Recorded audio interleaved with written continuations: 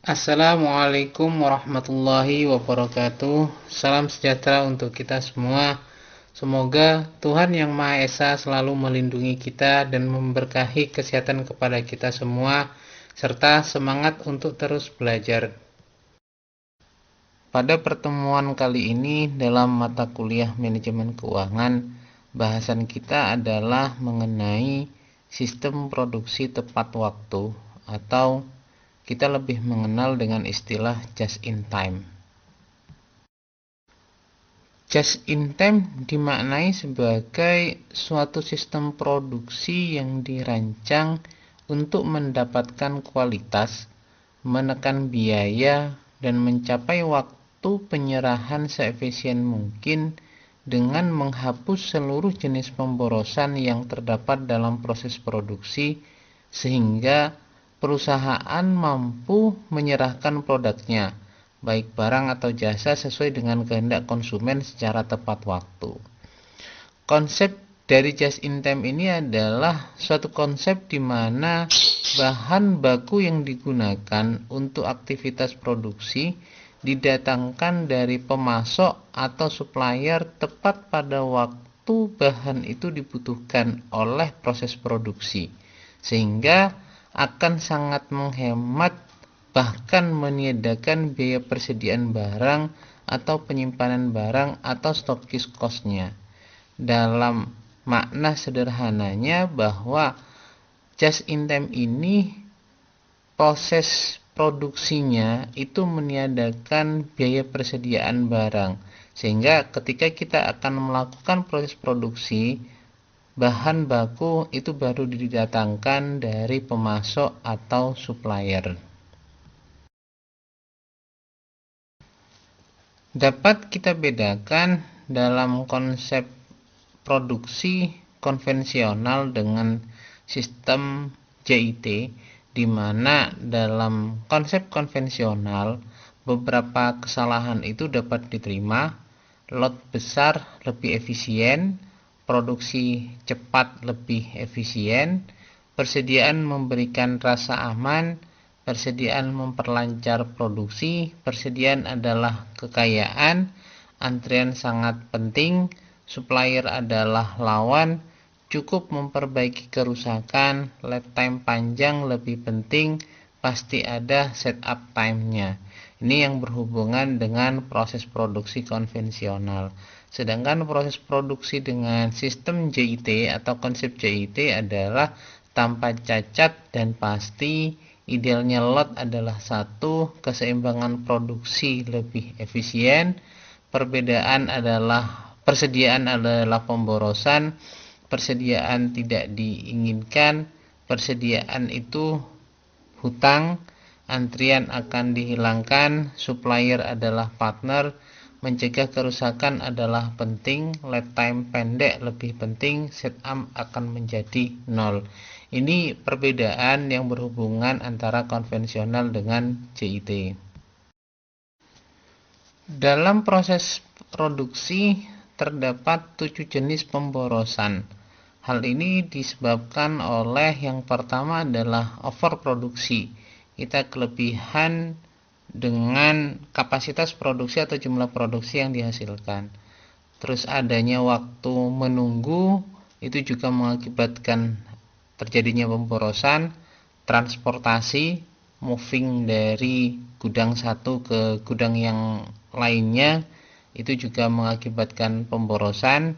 Misalnya dari gudang bahan baku, lininya itu jauh dari proses produksi, area proses produksi, terus selanjutnya dari area produksi barang jadi tersebut dipindahkan ke gudang, itu juga membutuhkan transportasi. Yang selanjutnya adalah pemborosan biasanya diakibatkan dalam pemrosesan. Itu bisa dipastikan ketika dalam proses produksi tidak dijalankan secara efisien. Tingkat persediaan barang juga mengakibatkan adanya pemborosan. Ketika jumlah persediaannya melimpah, maka akan berdampak likuiditas keuangan mandek di gudang. Yang selanjutnya adalah gerak, moving dari satu proses ke proses yang lainnya. sehingga harapannya dalam sebuah proses produksi antar lini itu tidak berjauhan. Dan yang terakhir adalah cacat produksi. Ini menjadi penyebab pemborosan dalam sebuah proses produksi. Terdapat 4 konsep pokok yang harus dipenuhi dalam pelaksanaan just in time. Yang pertama adalah produksi just in time ini merupakan proses untuk memproduksi apa yang dibutuhkan hanya pada saat dibutuhkan dan dalam jumlah yang diperlukan. Ini biasanya dalam manufaktur konsep ini dijalankan pada produk-produk yang notabene-nya adalah bukan produk massal tapi produk custom. Yang kedua adalah autonomasi, merupakan suatu unit pengendalian cacat secara otomatis yang tidak memungkinkan unit cacat mengalir ke proses berikutnya. Sehingga pada saat proses produksi kita akan lebih efisien karena hal-hal yang mengakibatkan terjadinya unit cacat itu dapat dieliminasi terlebih dahulu sebelum masuk ke lini berikutnya. Yang ketiga adalah tenaga kerja fleksibel, maksudnya adalah mengubah-ubah jumlah pekerja sesuai dengan fluktuasi permintaan. Dan yang keempat, berpikir kreatif dan menampung saran-saran karyawan. Ini 4 konsep pokok yang harus dipenuhi dalam pelaksanaan just in time. Ada beberapa elemen-elemen yang harus dipenuhi dalam pelaksanaan just in time, yaitu pengurangan waktu setup, aliran produksi lancar, produksi tanpa kerusakan mesin, produksi tanpa cacat, peranan operator, hubungan yang harmonis dengan pemasok, penjadwalan produksi stabil dan terkendali, serta menjalankan sistem Kanban dalam proses just in time. Apa saja tahapan yang harus dilakukan dalam mengurangi waktu setup? Nah, kita dapat memahami dengan 4 langkah ini. Yang pertama adalah memisahkan pekerjaan setup yang harus diselesaikan selagi mesin berhenti. Ini berhubungan dengan internal setup terhadap pekerjaan yang dapat dikerjakan selagi mesin beroperasi. Yang kedua adalah mengurangi internal setup dengan mengerjakan lebih banyak eksternal setup. Contohnya persiapan cetakan, pemindahan cetakan, peralatan, dan lain-lain. Dan yang ketiga, mengurangi internal setup dengan mengurangi kegiatan penyesuaian, menyederhanakan alat bantu dan kegiatan bongkar pasang, menambah personel pembantu, dan lainnya. Serta yang keempat adalah mengurangi total waktu untuk seluruh pekerjaan setup baik internal maupun eksternal. Itu merupakan langkah dalam mengurangi waktu setup. Selanjutnya adalah berhubungan dengan aliran produksi lancar atau layout, di mana pemborosan yang berkaitan dengan proses layout ini ditemukan pada 8 titik atau 8 hal. Yang pertama adalah kesulitan koordinasi dan jadwal produksi. Ini tentunya akan mengakibatkan pemborosan dalam proses layout produksi. Dan yang kedua adalah pemborosan transportasi dan material handling. Yang ketiga, akumulasi persediaan dalam proses. Yang keempat, penanganan material berganda bahkan beberapa kali. Dan yang kelima, lifetime produksi yang sangat panjang. Yang keenam, kesulitan mengenali penyebab cacat produksi. Dan yang ketujuh adalah arus material dan prosedur kerja sulit dibakukan. Dan yang terakhir adalah sulitnya perbaikan kerja karena tidak ada standarisasi. Ini 8 hal yang menjadi penyebab adanya pemborosan dalam sebuah layout proses produksi. Ada beberapa hal yang harus dipahami dalam aliran produksi. Yang pertama adalah proses layout, di mana dalam proses layout ini waktu simpan komponen lama, tingkat persediaan tinggi, dan prioritas kerja sulit ditentukan. Dan yang kedua adalah ketidakseimbangan jalur. Jika proses tidak terkoordinir, maka komponen akan terakumulasi sebagai persediaan dan pengaturan kerja akan sulit dilakukan. Dan yang ketiga, setup atau penggantian alat yang makan waktu, sehingga persediaan komponen akan menumpuk sementara proses berikutnya akan tertunda. Yang keempat, kerusakan dan gangguan mesin, jalur akan berhenti dan akan menjadi penumpukan barang dalam proses. Dan yang kelima, masalah kualitas. Kalau cacat produksi ditemukan, maka proses selanjutnya akan berhenti dan persediaan akan menumpuk. Dan yang keenam adalah berkaitan dengan absensi. Jika seorang operator ada yang berhalangan kerja dan penggantiannya sulit ditemukan, maka jalur produksi akan terhenti. Ini beberapa hal yang berkaitan dengan aliran produksi.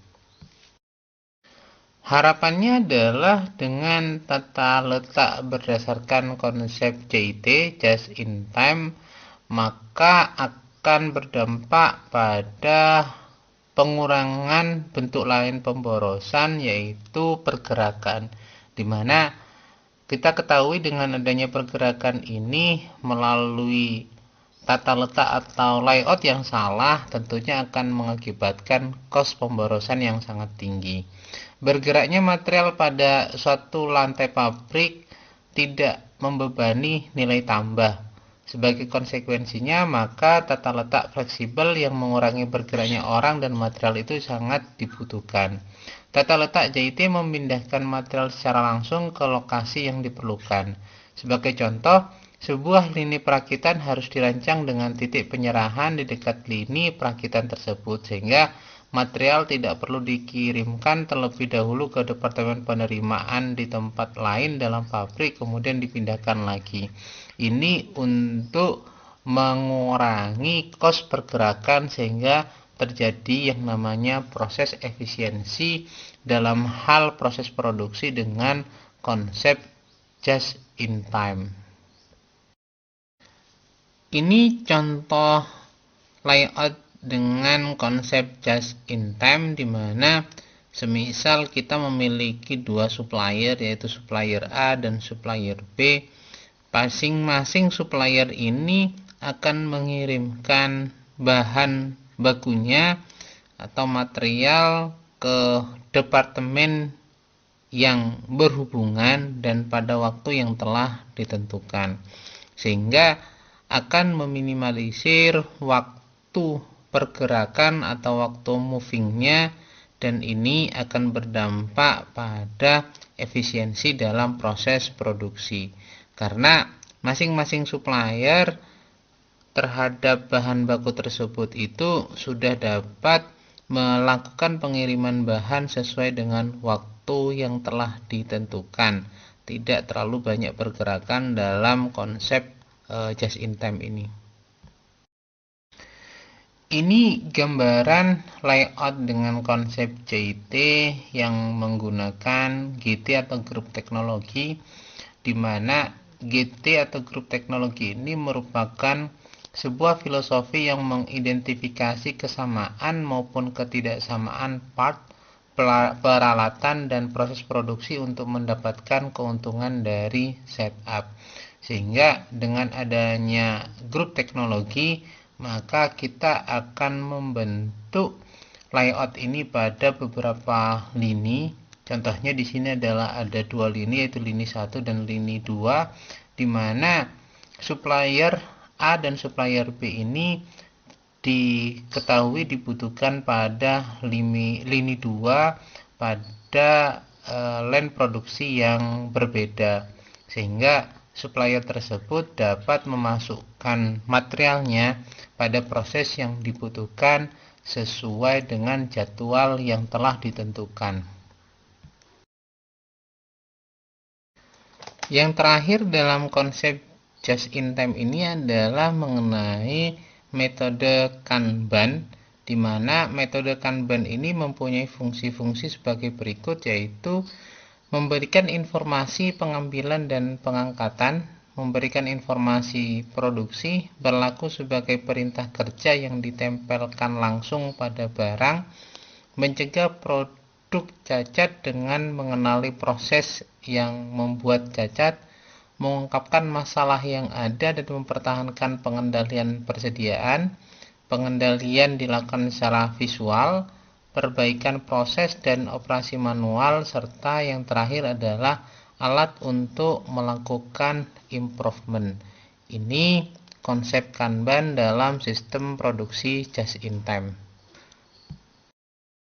Dalam sistem Kanban ini, contoh misalnya dalam gambaran ini adalah terbagi menjadi dua lini, yaitu lini A dan lini B, di mana dalam proses produksinya untuk lini A bahan baku masuk di proses produksi sehingga menjadi output dari proses lini A. Output tersebut itu kemudian menjadi input untuk lini B-nya sehingga dapat diproses pada lini B tersebut.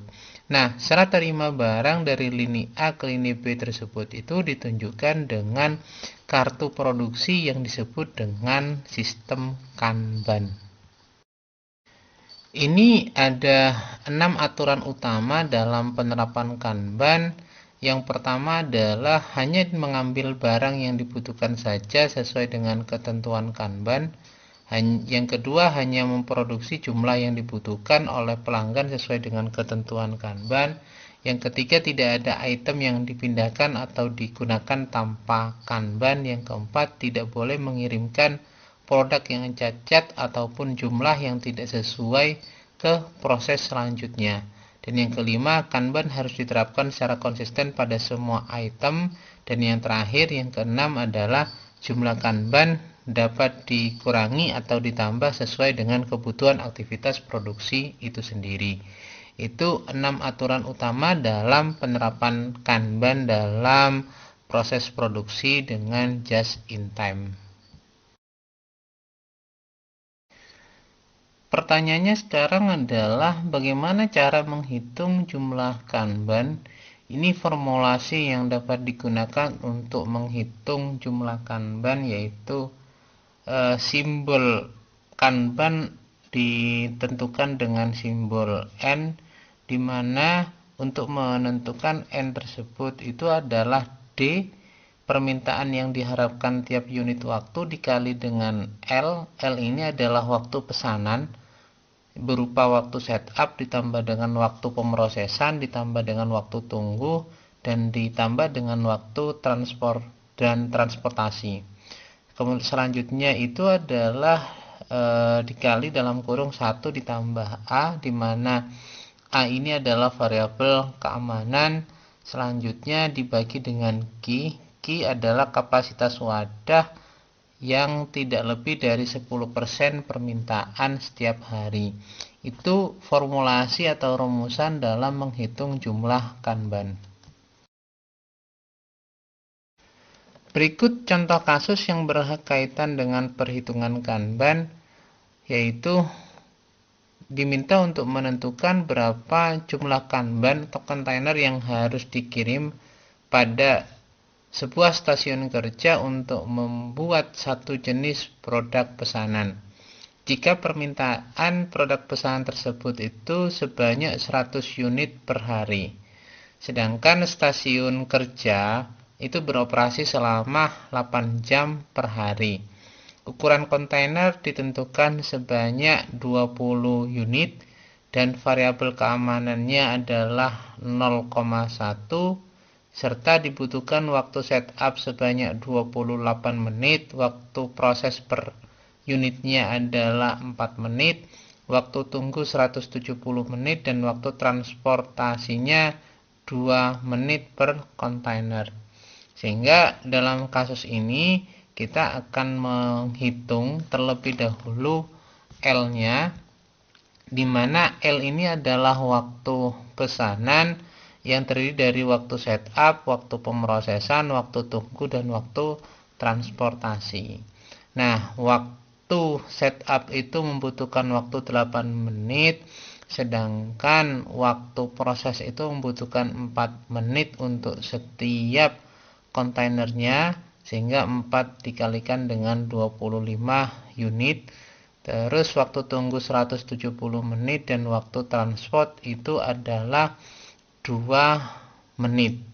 Sehingga totalnya dari hal tersebut itu dibagi dengan 60 menit kali 8 jam untuk menentukan perhitungan lama pesanan, sehingga diketahui lama pesanan atau simbol L-nya adalah 0,625 hari.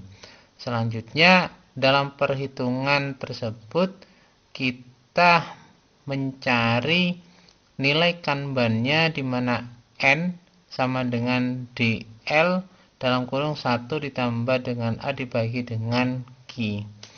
Untuk D-nya atau permintaan yang diharapkan tiap unitnya dalam satu waktu itu adalah 100 unit, sedangkan L-nya sudah diketahui adalah 0,625 hari.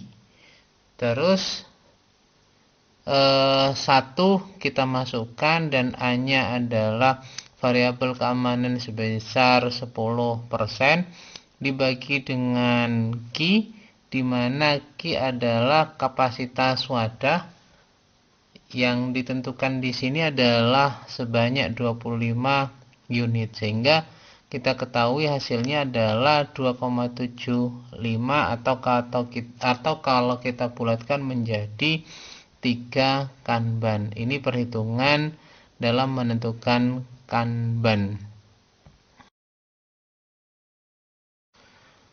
Ini materi just in time yang dapat saya sampaikan.